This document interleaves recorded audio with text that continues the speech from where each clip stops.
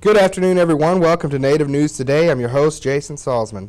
A lot going on in Indian Territory this week, and we're the #1 source for all your Native American news, so let's get started running down everything we've got for you this week. First off, we traveled to Walikha, Oklahoma to visit with two very special young men that are taking their love of basketball and spreading the word of Christ all over the world. We'll talk with Rodney and William Bencoma. They're doing great things. Also, the Tulsa 66ers had their Native High School All-Star Game, first inaugural event for this to happen. We were there to spotlight that as well. Rebecca Lansbury doing some work there for us, and we'll look at that. Also, we were at the March Madness tournament, and Lucas Taylor and his organization for Love of the Game having a college day. It's a big part of the event. That happens the first day. We were there to check that out. And in a very special event, Jared Moore was able to go down to Cache, Oklahoma, way down there, and talk with some of the descendants of Quanah Parker, the very famous Comanche Indian that did wonderful things in a leadership opportunity there. And also, we'll take a look back at the continuing legal education seminar, Doing Business in Indian Country, right here put on by the Muskogee Creek Nation District Court. All that and more on this week's episode of Native News Today. Nobody go anywhere. We got it coming right for you after these messages. Here we are in Club Trifecta, and it looks like there's dance-off going on. And there's MC Butts looking like he's about to butt in somewhere he don't belong.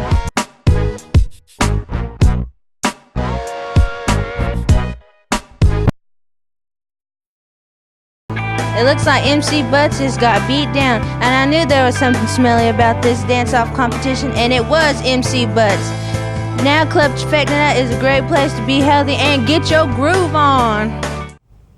Every once in a while, you get to meet special people doing special things, and that was the case this week. And Monday, we went to Walikha, Oklahoma, and caught up with William and Rodney Bencoma, a couple of guys that play at the East Central University in Ada on the basketball team there. But more importantly, these kids are devout Christians and love that side of their personality as well as the basketball side, and they're doing wonderful things and got a big trip coming up, and it was great being down there to see those guys. For twin brothers Rodney and William Bencoma of Walikha, their love of basketball is only equaled by their love of spreading the word of God. Now they have a chance to do both at the same time through a great organization called Athletes in Action. All right, it's an organization that they go around the whole nation and get Division I, Division II, or NAIA college basketball players that are interested in going overseas to different countries to play basketball and share their faith about God and what He's done in our lives to spread it to people that don't know through basketball, because that's our strong point, to get to people. We leave May 25th to go to Ohio for 4 days for training camp to meet all our players, go to practice, and just talk to them about what they want us to do and about with the spiritual side, and kind of just, I guess, grow together as a family and in basketball and as a spiritual unit. And then we go to Guatemala, and then we're there for those next couple weeks. We're going to put on clinics and then play and then just share the word of God with all them. I always wanted to go overseas and play some ball, and that's always been in my mind. But then since we've had this opportunity to share our faith in Christ and get to play basketball, I don't know, it's just a tremendous blessing from God, because I wanted to play overseas, and then they add in the spiritual side of how I want to spread the gospel. And I don't know, it's just unbelievable. FCA, we were probably in it whenever we were in high school, and they had it like every month. So, and then as we got out of high school, we got on to college, and we got a couple opportunities to come and speak at FCA. So that kind of helped us out some to, I don't know, spread the word and just like get us prepared for other things. I guess over our 3 years, we've kind of got used to getting to people. I mean, just maybe one or two people, kind of shining our light to them, and now we get to go overseas to shine our light to over 1,000 people, and this kind of makes it a little easier, because you're trying to go to a random person or whatever, you get kind of uncomfortable. But this is kind of easy because we have a common ground. We can just kind of take one thing at another, just talk about basketball, and then just kind of lead to one thing, and just makes it a lot easier. I came here in probably 1998 or 9, and they were in 6th grade. And as soon as I came here, I could tell real quick that basketball was their main love. They loved to play football and a lot of other stuff, but they spent countless hours in the gym from 6th grade on. They just had a tremendous desire and work ethic. As far as basketball goes, as far as people goes, they're even better people than they are athletes. In my own opinion, there's never been two better kids that I've ever been around. And they're still today succeeding and doing a lot of great things for themselves, and it's just been a pleasure to be around and be a part of them letting me be a part of that whole thing for 6 years that they played here. As far as coaching them, that was the easiest part because they always listened and they always were really their ability to retain information and build on their skills was unbelievable. And a lot of players, you got to start over every year and you got to work on skills. And but like I said, their retention was unbelievable, and they just built on it from 6th grade on. And they turned out to be two great young men, and it's just been a joy being around them the whole time. Best two kids I ever coached, athletically and personally. I mean, they made everybody around them better, and they made everybody feel good about playing. And I tell you, they're unselfish. And the 4 years they was here, we won two state championships and a state runner-up. And that shows their athleticism. But I tell you, that's a small part of what kind of kids they are. Because man, they're good kids. All the kids love them, and they just are good role models. And I mean, you can't beat them for that. And they're involved in the FCA. They've come back and spoke to the kids, and a lot of kids need that spiritual side. They don't ever get that. Some of them at home, and you get a little bit of that taste of it. And I think they've really exposed a lot of kids that wouldn't normally get any of that. It takes a big man to lead your life in that way. I mean, and at all costs, that's what how you're going to lead your life. And these two have chose to do that at a young age. And I tell you, a lot of our kids have looked up to them, and I feel like followed that path.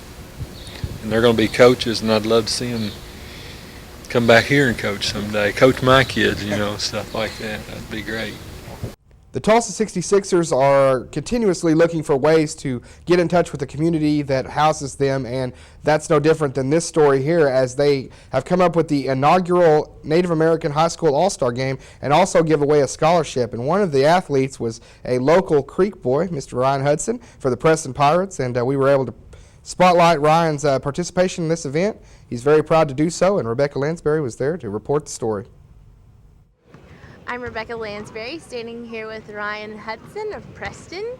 We're really excited that you're the only Creek player in the Native American All-Star game today. And how does that feel? It's kind of surprising, but that's an honor though, really. Definitely. And you said your dad is coaching your team, is that correct? Yes, he retired this year from high school basketball. He's coached for forever, it seems like, but I guess I'm going to get to lace it up one more last time with him, so that's kind of special too. So. Ryan, what is your father being able to coach you through your years of high school? What has that meant to you as a player? Oh, it's just been amazing. I mean, he's always been my idol. Ever since I was a little kid, I always looked up to him, and he's taught me everything about the basketball. He's the reason why I'm here. I mean, I could be just another scrub, but he didn't let me become a scrub. He made me get in the gym and shoot, so I owe everything to him. Ryan says after he gets done today, he's also got a baseball game tonight with Preston, so he keeps busy. And he's a senior, is that correct, Ryan? Yes, that's correct. Mm-hmm. Do you have any future plans after you get done with school and basketball here?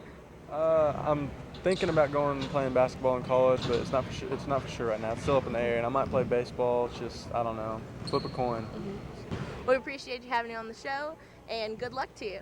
Okay, thank you for having me. Thank you. One of the greatest heroes in the Comanche Nation and throughout history has been Mr. Quanah Parker, and we were able to, in a great, very rare opportunity, get to talk with one of his grandchildren and one of the last descendants of Mr. Parker, and it was a wonderful day there down in Cache, and Jared Moore and his father, Judge Patrick Moore, were able to go down and spend an evening with these wonderful people. Yo, yo, hey, day, yo, hey, day, day. Yo, yo, hey, day, yo, hey, day, day. Yo, hey, no, hey, day, yo, hey, day, day. Yo, hey, no, hey, day, yo, hey, day, day. Yo, hey, day, day, yo. Yo, hey, day, day. Yo, hey, oh, hey, day, yo, hey, day, day. Yo, hey, yo, hey, day, yo, hey, day, day. Yo, hey, no, hey, day, yo, hey, day, day. Yo, hey, day, day, yo.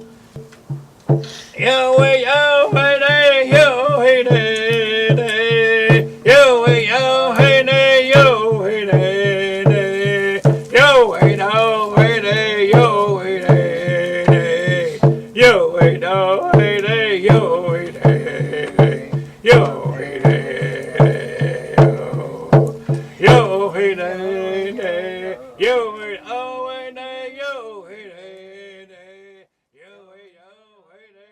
My name is Baldwin Parker Jr. Okay. I'm Quanah's oldest grandson living. Because I don't see nobody else around. I think I'm the oldest. Yes, you are. I got a record of it. Yeah. Well, she was talking about Post Oak Jim being the medicine man. Mm-hmm. And I remember one time we were in a town, and we stayed overnight in under the water tower. Every town has a water tower, and the rails on it about 3-4 feet high all the way around. I was playing around there, walking around over it, and my mother called us in for dinner, and I jumped off in the grass, and I hit a Coke bottle standing just like this, right on the right side of my foot. I mean, it just cut it wide open, and I don't know how Post Oak Jim knew, but he told my mother, bring him over here to me, and bring your sugar. Took me over to him. I was just bleeding just like that. He took sugar, handful of sugar, and packed it in my wound, and it stopped the bleeding. And I had to have my leaders sewed back together, or else my foot would have been out this way. But he was quite a medicine man. This man was a friend of Quanah's. They did the peyote services together, and they went on raids together. So did Wild Horse, my grandfather. Tope was telling me, she said, Wild Horse was a very close friend of your Quanah was a very close friend of your grandfather. She said they went on raids together. They did the peyote service together. And I know one day this man was telling this Tope, that was his cousin, he just decided to talk, you know. He said, yeah. He said, Quanah is what they said, but we all say Quanah. Quanah is just an older smell, you know. He was a good friend, and he told me, he and I went to peyote services, and he told me, if anything ever happens to me before you, he said, I want you to run the meetings like I do, you know. And then last night I was telling them, they have 7 wood, about that long. They crisscross, crisscross the 6, and then towards the door, they have a long one that's burning. And I said, when they have their smoke, they get that long stick and pass it around to light their cigarettes with. I mean, they had Bull Durham and corn shucks just use it. And she told me, she didn't tell me at one time. It had to be told, you know, because she keeps saying, do you like to ask questions? You know, get me into. And Tony was my great-grandmother, great-grandmother. Baldwin Parker was my dad. Many people talk about Quanah, talk about his leadership.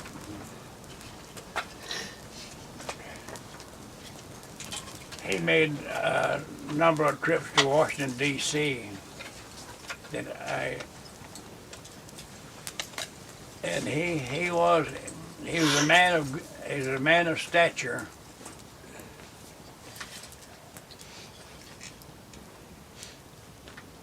and Cynthia Ann Parker. They captured her in Fort Parker. I was at Fort Parker one time, and the lady that give the tours, I asked her. I already knew, but I asked her since she was giving the tours of the Fort Parker. I said, "Ma'am, what gate did those Indians come in, and why and how did they come in?" So, "Oh, they came here,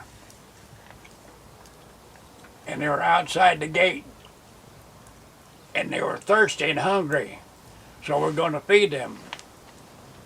They fed him, and he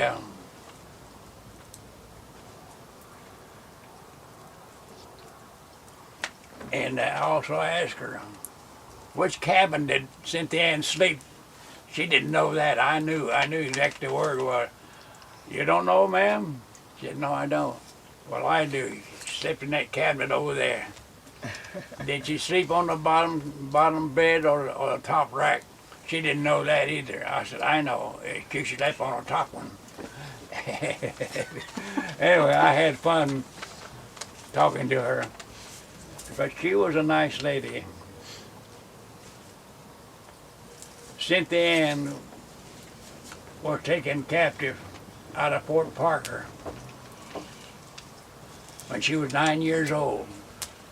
She lived with my people 23 years. And had Quanah. And when they recaptured Cynthia Ann, they recaptured her on Peace River. They took her back to her people. And she already had Quanah, had children here. And she couldn't get away. She tried to get away 2 or 3 times across the Red River coming this way. And many times I crossed the Red River. And I'd think, I often wondered, where did my grandmother cross this river? Mm-hmm. Every time she took off to come back to her people, her children, they captured her. They recaptured her on Peace River. Anyhow,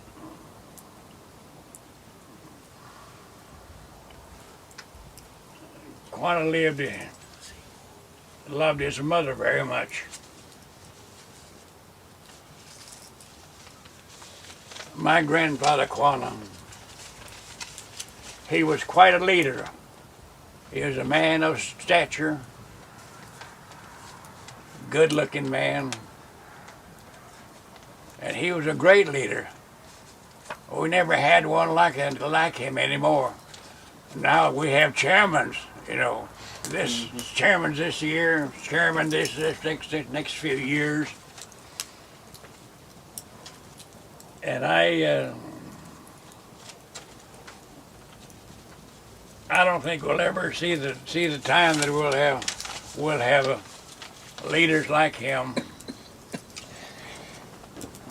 Quanah's father was Peter Nocona, Chief Peter Nocona. Peter Nocona married Cynthia Ann. And Nocona, Texas is named after Peter Nocona. Quanah, he died in 1911, and I was born in 1918. I'm 90 years old. But everything that I knew was what his sixth wife told me, and my mother-in-law, Vance was my husband's name. His mother was Quanah's second oldest daughter, and she'd come over there and they sit and talk about all things, you know. Mm-hmm. They visit each other, and I hear what they have to say. Yeah. But most of what I heard about Quanah is what she told me, and what my mother-in-law, told me. But after a while, after World War II, when Vince came back, we moved to Texas, and this Tope that raised me, she came to visit us. That's when I asked her a lot of questions about it. Last week at the continuing legal education seminar, Doing Business in Indian Country, put on by the Muskogee Creek Nation District Court, one of the featured speakers was Mr. Phil Hogan, the commissioner of the National Indian Gaming Commission. And Mr. Hogan spoke about basically the state of Indian gaming and the hot topics here in the state of Oklahoma. It's a great day to be there and hear Mr. Hogan's comments. Okay, the Indian Gaming Regulatory Act, if you look at the debates that were conducted 20 years ago, IGRA was adopted. And the discussion was, well, how are we going to regulate Indian gaming? And I don't think there was any doubt that Indian gaming was going to continue. That is, Indian gaming is not a federal program, that the government came up with for the tribes, but rather they were going to regulate what was already out there and what was on the horizon. And the division that they talked about was bingo and casino gaming. Now, they didn't use that casino gaming in the statute, but if you look at the debates and discussions, that's what they had in mind. I apologize for the stereotype that image might bring to mind here, but nevertheless, I'm just trying to make a point. And so the question then becomes, well, where do you draw that line? How do you separate what's bingo and what's class 3? What do you have to have a compact for? You don't have to have a compact for class 3. Well, they said bingo, you can use electronic and technologic aids, no compact required. And slot machines of any kind, electronic facsimile games of chance, you have to have a class 3 compact. So, of course, that then raises the question, where do we go from there? Well, they talked about technology is going to advance, technology is going to grow. And so you've got these electronic and technologic aids that are probably going to be different than they were when that bill was passed in October of 1988. They're going to grow, they're going to get faster, they're going to get more complicated. But what's not been talked about a lot, I don't think, is the fact that that's also true of slot machines of any kind and electronic facsimiles of games of chance. It's going to advance with technology as well. So that line, if it wasn't blurry to start with, certainly is getting blurrier. And this is then the problematic area. This is what we're trying to figure out with this package of proposed regulations. As far as basketball goes, we'll keep it right on that theme, but a little bit of a variation of it. The Henrietta Inn and Dome was home to the March Madness kickoff event. Basically, every year that kickoff event is the College Career Day, and they bring in people from different colleges, different career fields to talk to the kids before the basketball starts about life choices and directions that they may go.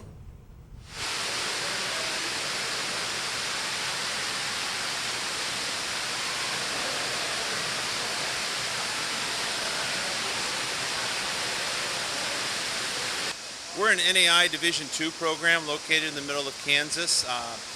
Last year we were fortunate to have Zach Goodrich, who played in this last year, come and commit to us and actually was a key player for us this year. And a couple other guys that played in this program in the past, Solomon Horsechief and Gerard McMillan out of Mississippi, all are at Sterling now. They told me about this tournament and what a great thing it was, and we've just loved having those guys play for us. So I thought I'd come down and check out the action and see if there might be some other guys who might be interested in coming up to Kansas to play basketball. It's great. I mean, there's so many kids out there who really could thrive with the right college experience, and so much of it is just connecting up with them and getting a chance to sit down in a pretty non-threatening environment. And nothing better than sitting in a gym watching a basketball game, talking, and especially since some kids who have come through have had success at Sterling, it opens a door hopefully for some other kids to take that jump and do the same thing.